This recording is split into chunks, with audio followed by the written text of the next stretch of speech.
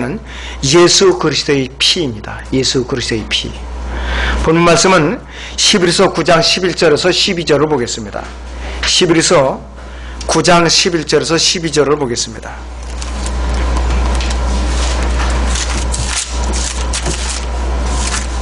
네, 히브리서 9장 11절에서 12절을 보겠습니다. 그러나 그리스도께서는 다가올 선한 것들이 대제사장으로 오셔서 손으로 짓지 아니한 곧 이러한 건물이 아닌 더 크고 더 온전한 성막을 통하여 염소와 송아지 피로 아니하고 오직 자신의 피로 한 번 성소에 들어가셔서 우리를 위하여 영원한 구속을 이루셨느냐라고 그랬어요. 하나님 구속을 이루셨다고 그랬어요. 사람이 죽고 나면은 죽음의 정의를 이제 내립니다. 의학적으로. 의학적으로는 호흡이 멈추고 피의 흐름이 멈추면 죽었다고 진단을 내려요. 호흡이 멈추고 피 흐름이 멈추면 죽었다고 그래요. 그 순간부터 사람의 몸은 썩기 시작해요. 썩기 시작하는 거예요. 근데 가장 불행한 사람은 뭐냐? 구원받지 못하고 죽은 것도 억울한데 방부 처리를, 미라 처리를 해가지고서 유리상자에다 앉혀놓고 그걸 사람들이 그 앞에서 절을 하고 있는 그 시신이 가장 비참한 거예요. 가장 비참해요. 그런 나라들이 몇 군데 있어요. 굳이 뭐 어디라고 얘기는 제가 안 했지만 가장 비참하다 이것이. 왜 그러면 죽은 순간 피가 흐르고 이제 멈춰서 죽은 순간부터 피가 썩기 시작하는 거야 이것이. 사람의 몸에는 아담 안에서 타락한 죄의 피가 흐르고 있기 때문에 죽으면 피가 멈추면 그때부터 썩기 시작해요. 만약에 죄가 없는 피라면 썩을 수가 없어요. 썩을 수가 없다 이것이. 예수 그리스도의 몸은 3일 밤과 3일 낮 동안 무덤에 계셨지만은 그 몸이 썩지 않았어요. 왜? 하나님의 피를 갖고 오셨다가 하나님의 피를 간직한 채 숨을 거두셨기 때문에 썩을 수가 없는 몸이었었다 이거예요. 그분의 몸에는 타락한 인간의 죄의 피가 없었어요. 예수님께서는 성령님에서 죄 없는 하나님의 피를 물려받았기 때문이라 이것이요. 그러면 예수님께서 어떻게 잉태를 하셨는가 이거예요. 특별한 방법으로, 하나님의 특별한 방법으로 표적으로서 처녀의 몸에 잉태하신 거예요. 이사야서 7장 14절이나 누가복음 1장 31절에서 35절을 제가 잠시 보겠습니다. 누가복음 1장 31절 35절에 보면은 가브리엘 천사가 와가지고 뭐라고 알려줬느냐 보라 너희가 너의 태안에 임신하여 그랬어요. 한 아들을 낳으리니 그랬어요. 한 아들을 낳으리니 그의 이름을 예수라 하라 그랬어요. 그는 위대하게 될 것이며 가장 높으신 분의 아들이라 불릴 것이요 또 주 하나님께서 그에게 그의 조상 다윗의 보좌를 줄 것이며 그는 야곱의 집안을 영원히 통치할 것이요 그의 왕국은 무궁하리라고 하니라. 마리아가 그 천사에게 말하기를 내가 남자를 모르는데 어찌 이런 일이 있을 수 있겠나이까라고 하니 그 천사가 대답하여 그녀에게 말하기를 했어요. 성령께서 너에게 임하실 것이며 가장 높으신 분의 능력이 너를 덮으리니 그랬어요. 그러므로 너에게서 탄생하실 거룩한 이는 하나님의 아들이라 불리라 그랬어요. 성령으로 잉태가 됐어요. 인간의 정자에서 잉태하신 분이 아니라 이것이. 타락한 인간의 몸에 흐르는 피는 죽음과 몸이 썩는 결과를 가져왔고 죄가 없었으면 인간은 죽지도 않고 몸도 썩지 않았을 것이기 때문이라 이것이. 그래서 아담의 타락 이후에 인간의 피는 죄를 갖게 되었다 이것이. 그 피로 인해 사람은 죽고 썩어질 운명에 처할 수밖에 없어요. 또 썩는 것을 끝나는 것이 아니라 영원한 지옥 형벌에 들어가서 고통을 받을 수 있는 아무 소망이 없는 가운데 있었다 이것이에요. 그런데 갈보리 십자가 사건 이후에 예수 그리스도를 개인의 구세주를 믿고 영접해서 혼의 구속을 받고 성령으로 거듭난 그리스도인만이 영원히 썩지 않는 몸을 갖고 셋째 하늘에 마련된 썩지 않고 더럽지 않고 쇠잔하지 않는 유업을 받을 수 있는 자격이 있어요. 그 유업을 받을 자격이 있다 했어요. 예수 그리스도의 피의 능력에 대해서 성경적인 근거를 몇 가지 살펴보겠습니다. 첫째는 혼을 구속하는 능력이 있어요. 양심을 가진, 아담 안에서 타락한 양심을 가진 이 죄인들이 혼을 구속하는 능력이 있어요. 언제까지? 영원토록 구속하는 능력을 갖고 있다 이것이요. 성경 몇 절을 보겠습니다. 에베소서 1장 7절을 보세요, 여러분들이. 에베소서 1장 7절을 보시면은 이렇게 말씀을 하고 있어요. 그 사랑하시는 이 안에서 그랬어요. 그 사랑하시는 이, 하나님께서 사랑하시는 이 누구냐? 예수 그리스도라 이것이요. 우리가 그의 은혜의 풍성함을 따라 그의 보혈을 통하여 구속고 죄들의 용서함을 받았느니라. 언제까지? 영원 무궁토록 받았다 이것이. 골로새 1장 13절 14절에서도 이렇게 말씀을 하고 있어요. 그분께서 우리를 흑암의 권세로부터 구하여 내셔서 그분의 사랑하는 아들의 나라로 옮겨 주셨으니, 아들의 나라가 아니라 아들의 왕국입니다. 그 안에서 우리가 그의 보혈을 통하여 구속 곧 죄들의 용서함을 받았느니라. 한글 기획성경 포함해서 일반 변개된 성경들이 그의 보혈을 통하여 그 말이 빠져 있어요. 빈혈 성경이라고 그러죠. 피가 부족한 성경들, 피가 부족한 성경들이라고 그래요. 이 빠지면 안 되는 단어들이에요. 예수 그리스도의 피는 두 번째는 죄를 깨끗하게 해주는 능력이 있어요. 죄를 깨끗하게. 언제? 성령으로 거듭나서요. 예수 그리스도의 피로 혼의 구속을 받은 이후에도 우리는 몸의 구속을 받지 않았기 때문에 죄를 지을 수밖에 없어요. 알게 모르게 죄를 지은다 이것이요. 그런데 구원받고 나서 자백할 필요가 없다, 죄를 짓지 않는다, 성경적으로 아주 위험한 말이에요. 죄를 지을 수밖에 없어요. 육신이 너무나도 간사해요. 우리는 너무나도 간사해요. 그리스도인이요, 분명히 자기 스케줄이 있는데도 아침에 늦게 머리에 생각하면 일어나야지 하면서 안 일어나고 늦잠을 자는 자체도 죄입니다. 그리스도인에게는. 등이 따뜻하거든요. 날은 춥고 간사한 마음이 들어요. 조금 더 있다. 그러다 보니까 아침 겸 점심을 먹어버리고 벌써 오전 일과가 틀려지죠. 영적으로 나태해진다 이것이요. 이 자체도 죄악이에요. 그리스도인의 생활이 일과표대로 움직여야 됩니다. 일과표대로. 그래서 예수 그리스도의 이름으로 솔직하게 죄를 자백하고 죄로부터 돌아서면 죄를 깨끗하게 씻어주시는 능력이 있더라 이거예요. 인간의 피로 아무리 죄를 자백해봐야 죄가 씻어지는가요? 깨끗해지는가요? 어림도 없어요.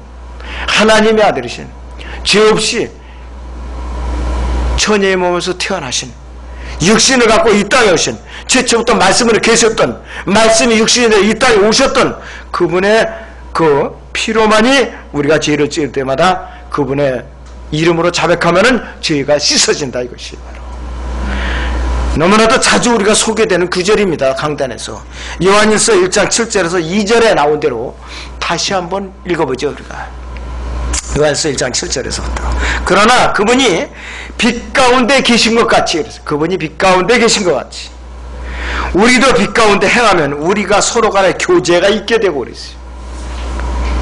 그의 아들 예수 그리스도의 피가 우리를 모든 죄에서 깨끗하게 하시느니라 그랬어요. 만일 우리에게 아무 죄도 없다고 말하면 그랬어요. 우리 자신을 속이는 것이요 진리가 우리 안에 있지 아니하나 그랬어요. 9절에 보시면 우리가 우리 죄들을 자백하면, 조건절이에요. 우리가 우리 죄들을 자백하면 그랬어요. 그는 신실하고 의로우서 우리 죄들을 용서하시며 모든 불의에서 우리를 깨끗하게 하시느니라 그랬어요. 만약에 죄를 지는데도 불구하고 자백을 안 하고 버텨봐요. 불의 가운데 계속 있어 보세요. 이 죄가 깨끗하게 되느냐 그랬어요. 안 된다 그랬어요. 요한일서 1장 10절을 보세요. 만일 우리가 죄를 짓지 아니었다고 말하면 우리는 그분을 거짓말쟁이로 만드는 것이요 그랬어요. 그분의 말씀이 우리 안에 있지 아니하니라 그랬어요. 요한일서 2장 1절에서 2절을 봅니다. 나의 어린 자녀들아, 영적으로 어린 자녀들아 이 말이에요. 내가 이런 것들을 너희에게 쓰는 것은 너희를 죄를 짓지 않게 하려는 것이라 그랬어요. 그러나 만약 누가 죄를 지으면, 부득이해서 죄를 지으면 그 뜻이, 우리에게 아버지와 함께 있는 한 변호인이 있으니 그랬어요. 곧 의인이신 예수 그리스도라 이랬어요. 그는 우리의 죄들을 위한 화목제물이시니 우리뿐만 아니라 온 세상의 죄들을 위한 것이니라. 이렇게 말씀을 하고 있어요. 우리의 죄들을 깨끗게 해주는 그러한 능력이 있더라 이것이. 세 번째는 예수 그리스도의 피는 영원히 썩지 않는 능력이 있어요. 영원히 썩지 않는 것이요. 예수 그리스도의 피가 영원히 썩지 않는 이유가 몇 가지 있어요. 성경적으로. 첫째는 하나님 자신의 무지한 피이기 때문에 썩을 수가 없어요. 이 피가 썩었다면 우리 구원 못 받은 거예요. 마태복음 27장 4절에 보면은 이런 말씀이 나옵니다. 마태복음 27장 4절에 말하기를 내가 무지한 피를 배반한 죄를 지었다고 하니 그들이 말하기를 그 일이 우리와 무슨 상관이 있냐, 내가 당하라고 하더라고요. 유다 이스카리ot이 예수님 은 30에 팔고 나서 내가 무지한 피를 배반했다고 그래요. 예수님의 피는 죄가 없어요. 자, 레위기 구약에 레위기 17장 1절이나 14절에도 육체의 생명은 피에 있다고 그랬어요. 창세기 9장에서도 마찬가지. 자, 어머니의 피가, 어머니가 10달 동안 아이를 태 속에다가 이제 기르죠. 어머니의 피는 단 한 방울도 태아에게 공급이 되지 않아요. 의학적으로 절대로 공급이 안 돼요. 태어나지 않은 태아의 동맥이나 정맥에서 흐르는 그 피가 어머니로부터 물려받을 수도 없고 태아의 그 몸 안에 생산되는 것은 과학적으로 알려져요. 피는 태아에서 생산이 돼요. 사람의 피는 아담에서 태어난 사람에서 태어나는 그 피는 태아 자체에서 생성이 된다 이것이요. 여러분의 MRD안이 기록한 피의 화학이라는 책이 있습니다. 한번 읽어보세요, 여러분들. 우리 이 소재도 있을 거예요. 읽어보세요. 과학적으로, 의학적으로 증명이 됐대요. 어머니는 자기 태 속에 있는 그 작은 몸을 기르기 위해서 영양분을 공급해야 돼요. 임신 3개월 이상에 대한 유아부터는 부지런히 영양을 갖다 땡겨 먹는다고 그래요. 애기들의 모태의 영양을 땡겨 먹는다 그랬어요. 태아 속에서 생기는 모든 피는 태아의 자체에서 형성된다. 그리고 잉태하는 것으로부터 탄생에 이렇게 단 한 방울의 피도 어머니의 그 태로부터 절대로 공급이 안 된다 했어요. 그리고 이 태반은 어머니의 태아 사이와 연결하는 부분을 형성하는데 너무나도 견고하게 잘 돼 있어요.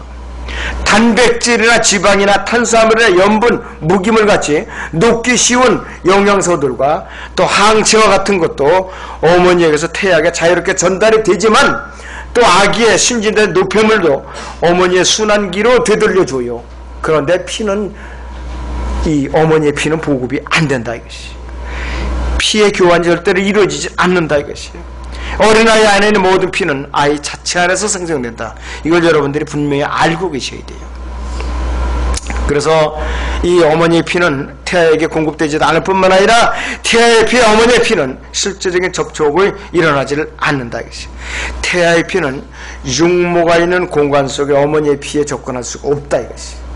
그래서 태아의 혈관 벽들과 육모막 별채에 상피가 이중층으로 서로 분리되어 있다고 그래요. 아주 견고하게 분리되어 있다고 그랬어요.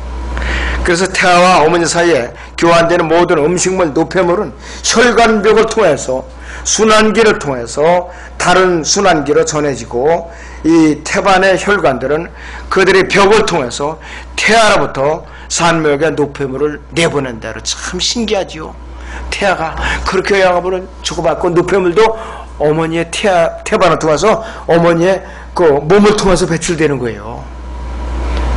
그리고 그 태아를 둘러싸고 있는 양수는 성분이 H2O가 아니라 그 물이 H3O예요. H3O. 썩지 않는 물이에요. 10달 동안. H2O는 썩지요. 일반 물은 썩어요. 하나님께서 오묘하신 분이에요. 오묘하신 분이라 이것이. 삼투압 작용에 의해서 벌어진다고 그랬어요. 태아의 혈액과 산모의 혈액, 이 두 혈액과는 그래서 섞일 수가 없다 이것이. 이러한 생명의 법칙에 따라 예수 그리스도의 혈관 속에는 단 한 방울도 아담 안에서 타락한 마리아의 피가 섞이지 않았다 이것이. 그렇기 때문에 아담의 죄를 조금 더 물려받지 않고 이 땅에 육신으로 탄생할 수 있었다 이것이에요. 이러한 원리에 의해서 예수님께서는 죄 없이 성령으로 잉태하신 분이기 때문에 그분은 썩지 않은 영원한 몸으로 다시 부활하실 수 있었어요. 그래서 부활하신 거예요. 죄 없는 몸으로. 그리고 피를 갖지 않고 아담의 타락한 이전에 같은 살과 뼈를 가진 그런 영적인 몸으로 부활하셨다 이것이. 그리고 영원히 썩지 않는 능력의 두 번째 이유는 보배로운 피냐, 프리시어스 블러드, 아주 보배로운 피이기 때문에 썩지 않을 수가 있어요. 베드로전서 1장 18절에서 19절을 보시죠. 여러분들. 베드로전서 1장 18절에서 19절을 보시면 이렇게 말씀을 하고 있어요. 이는 너희가 아는 바와 같이 이랬어요. 너희가 너희 조상들로부터 전통으로 이어받은 너희의 허망한 행실에서 은이나 금 같은 썩어질 것들로 구속될 것이 아니라 그랬어요. 흠도 없고 점도 없는 어린 양 같은 그리스도의 보배로운 피로 된 것이 되는 그리스도의 보배로운 피로 된 것이기 때문이라 그러죠.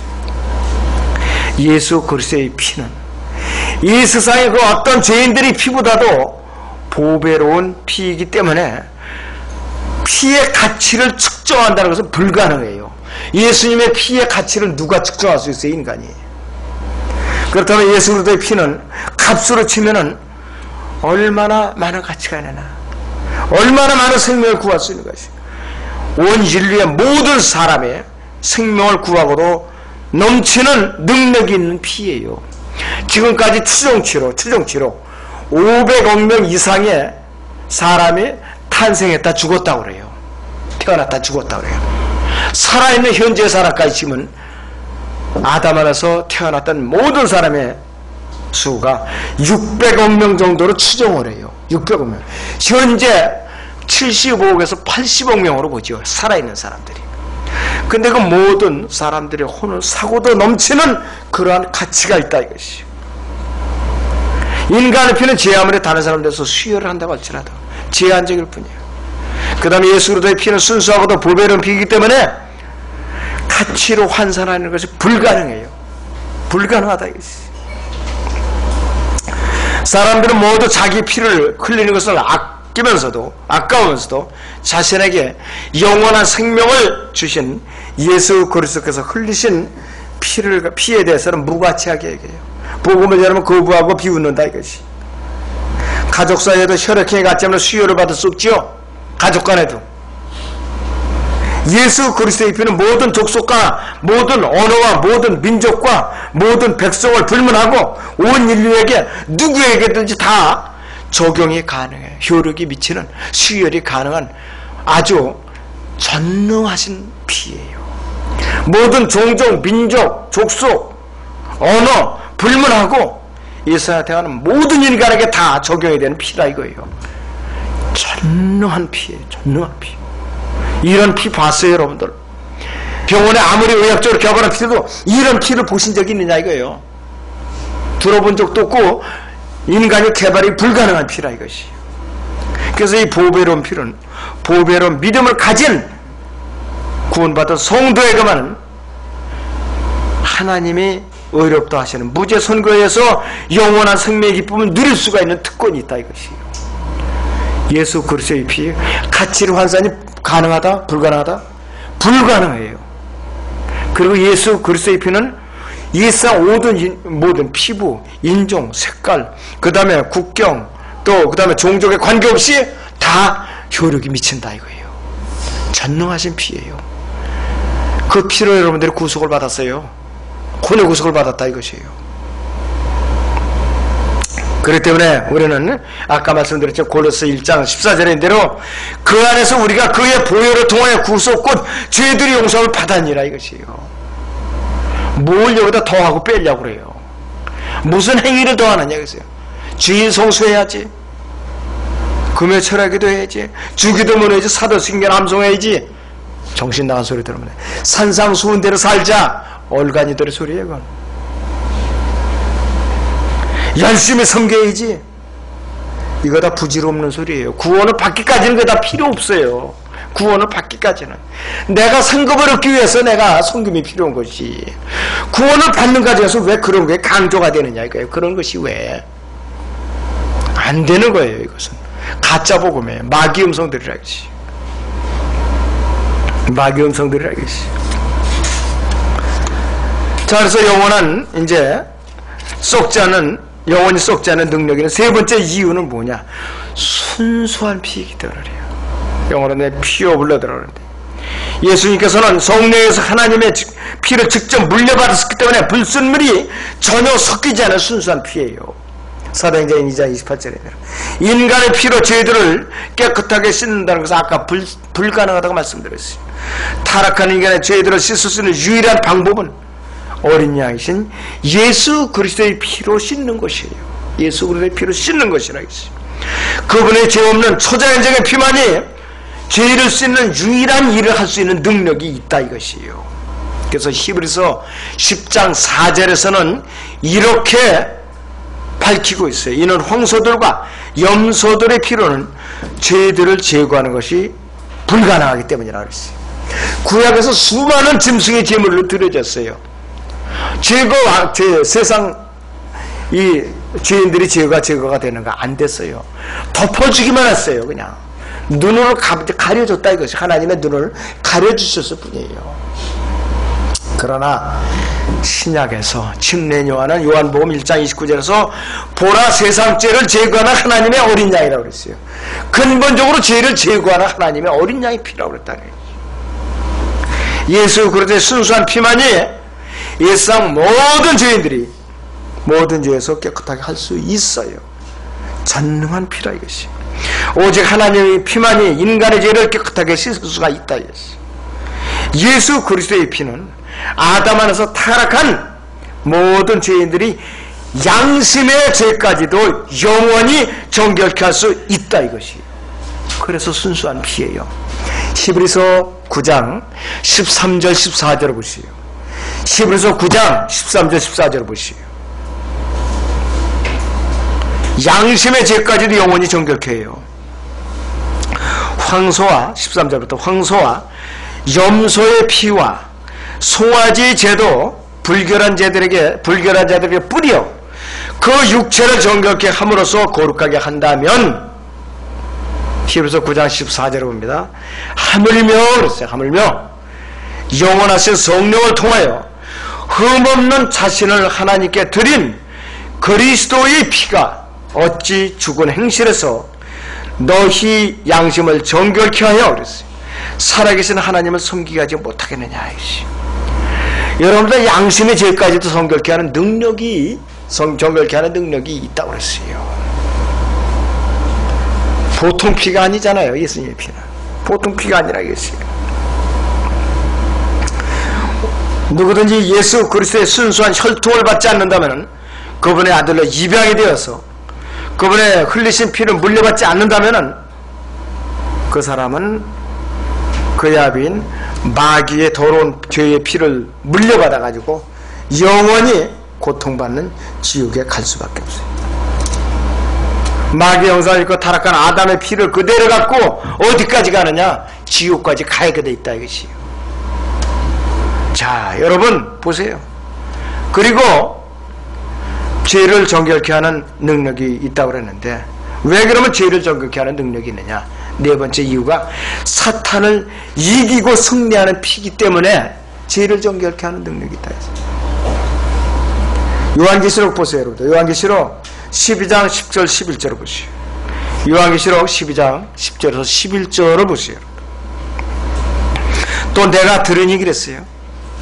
한 큰 음성이 하늘에서 말하기를, 이제 구원과 능력과 우리 하나님의 왕국과 그랬어요. 그의 그리스도의 권세가 임하는도다 그랬어요.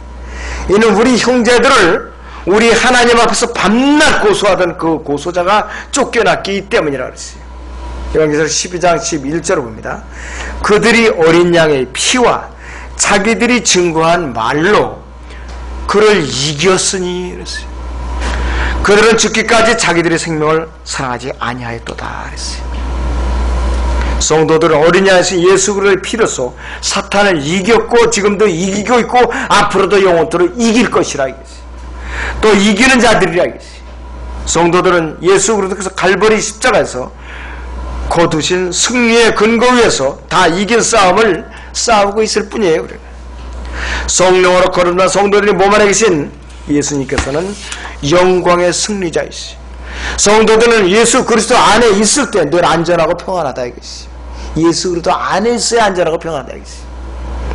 잠시 후면 온 땅의 심판가이신 주님께서 오셔 사탄의 머리를 부수실 거예요.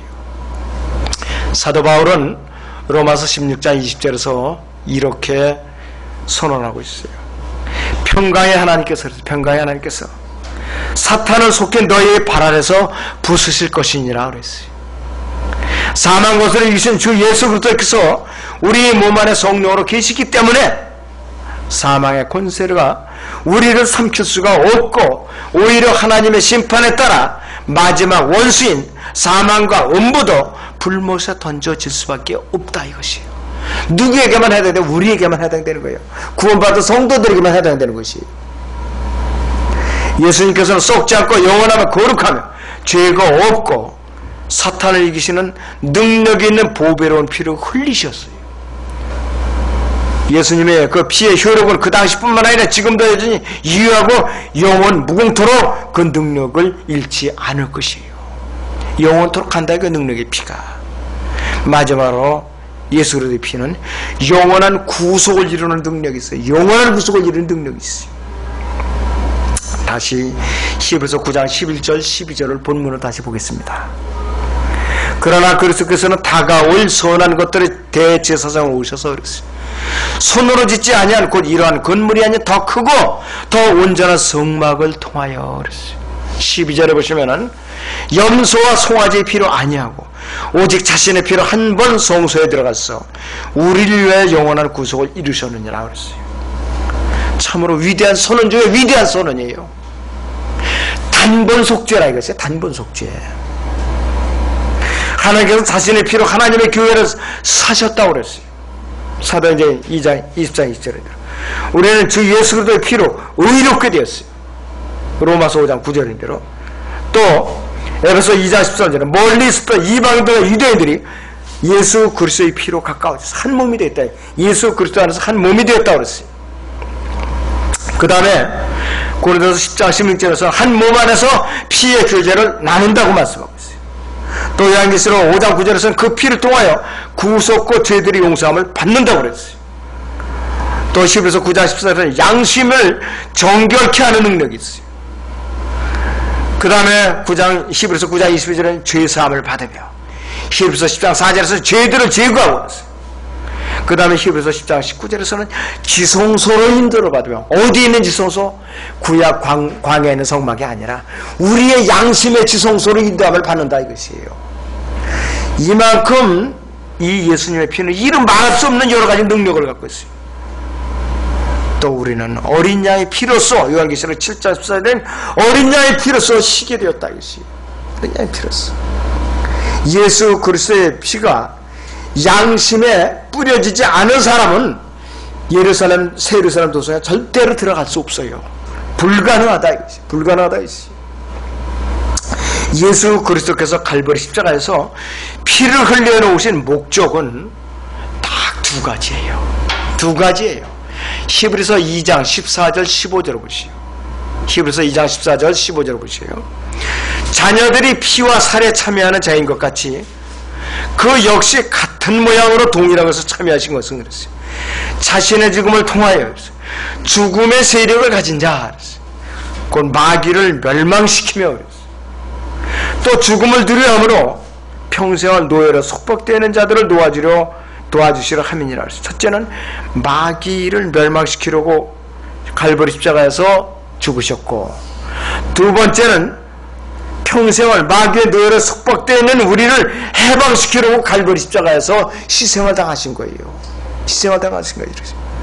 우리는 그분의 무지한 피로 의롭게 되어 그분께서 흘리신 보배로운 피로 믿음을 소유해야 된다. 예수 그리스도께서 우리 양심에 뿌리신 순수한 피로 우리는 순수한 믿음과 또 순수하고 정결한 마음을 그대로 유지할 수 있어야 돼요. 언제까지? 주님께서 데려가실 때까지 그래야 된다. 예수 그리스도의 썩지 않은 피로 영원한 부활의 소망과 썩지 않은 유업을 소망하고 사모할 줄 알아야 된다. 이것이에요. 또 예수 그리스도의 피는 바로 하나님의 피로서 우리에게 많은 유익과 의미를 주는 생명과 능력의 근원이 되신 피라. 이것이에요. 근원이 되신 피. 여기서 잠시 히브리서 5장 9절을 잠깐 보겠습니다. 히브리서 5장 9절을 잠깐 보겠습니다.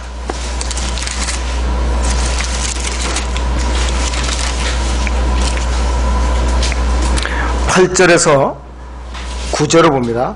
그가 아들이면서도 고난받은 일들로 순종을 배워서 온전하게 되심으로 자기에게 순종하는 모든 사람에게 영원한 구원의 근원이 되셨고 그랬어요. 여러분, 복음을 듣고 순종하지 않으면 절대로 구원의 근원이신 예수님을 알 수가 없고 그분이 우리의 주인이 되실 수가 없어요. 복음을 들었을 때 순수한 마음으로 어린아같이 그분은 구원의 근원이신 그분을 내 마음의 구세주로 영접할 때 거듭나는 것이에요. 그리고 성령으로 거듭나고 혼이 구속받는 거예요. 그것을 다만 영적으로 모르는 사람들은 이거를 감격을 못 느껴요. 몇 달이나 몇 년이나 몇십 년 지난 후에 구원의 확증을 받는 사람도 있어요. 우리 막내 처자가 그런 케이스 이번에 구원은 받았는데 구원의 감격을 맛보지 못한 거예요. 여태까지 생활에 쪼다가 이런저런 이유라서. 어떤 사람은 너무 구원받는데 고생을 받고 헤매다 보니까 즉시 알아차리고 구원의 감격을 맛보는 사람이 있어요. 어떤 사람들은 몇 년이 지나서야 그때 내가 구원받았구나 이렇게 하는 사람이 있고, 어떤 사람은 몇십 년이 지나서야 이렇게 내가 두노구나, 그때 구원받은 거 이제 비로소 내가 이걸 맛보는구나, 확증을 하는 거예요. 그건 과정이 있어요. 확증을 받기까지 과정이 있다 이것이. 즉시 받는 사람, 몇십 년이 지나서 구원의 확증을 받는 사람이 있어요. 과정이 다 달라요. 사람마다 똑같을 수가 없어요. 감격도 다 달라요. 그런 차이가 있다 이것이. 아직도 우리가 마귀에게 죄의 노예로 속박을 당했고 불순하고 부정한 자에게 매여 있다면, 이 세상에 썩어질 것들과 또 불의한 것의 가치를 두고 있다면 시급히 의인이신 예수 그리스도의 공로로 승리하는 삶을 살도록 자세를 바꿔야 할 필요가 있어요. 그리고 예수 그리스도의 피의 복음을 우리는 입을 꼭 다물고 있어야 된다, 전해야 된다? 전해야 되죠. 전해야 됩니다. 그리스도인이 침묵하는 것은 죄악입니다. 전해야 돼요. 글을 써서든지 전도지를 나눠주든지 거리에 나가서 부르짖든지 구원 상담을 통해서든지 어떤 방법으로든지 우리 전해야 될 책임이 있어요. 예수님을 증거하는 게 그것이 바로 예수님을 증거하는 거라겠어요. 다른 웬만한 거에서는 복음 편지도 쓴다는데 우리는 여러분들 너무 얌전해서 복음 편지는 안 써요. 쓰질 않아요, 여러분들. 근데 우리 좀 투자하세요. A4지 반장에도 충분히 해요. 반장만 써도. 길게 뭐 한 10장 이상 쓸 수도 있어요. 아무쪼록 부지런히 써서 전하세요. 예수 그리스도의 피, 나와 어떤 관계가 지금까지 있는가 마음속에 깊이 되새기기